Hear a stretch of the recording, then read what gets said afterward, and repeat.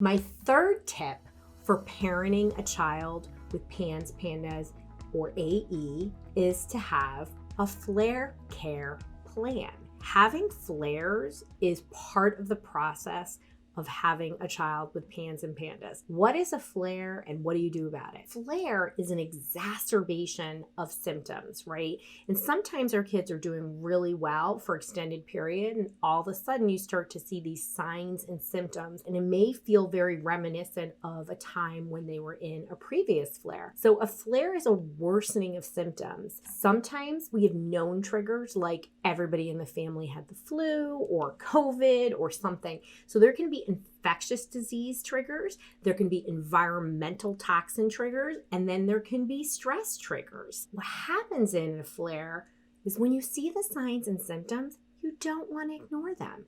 You want to say, hey, it looks like a flare is going to happen. And that's why I have a trademarked flare care program. And with flare care, we want to think about things that worked before. Symptoms of a flare look different in everybody, and they're really scary and alarming when you're a parent of a child with PANS, PANDAS, or AE, because you think they're going to completely destabilize. Typically, that doesn't always happen, but typically there's some kind of setback. And what I always want to say to parents is healing doesn't look like this. It looks like this. Always think about flares when your child is showing those symptoms and signs, and know that there are things that helped you through it. Get back to them.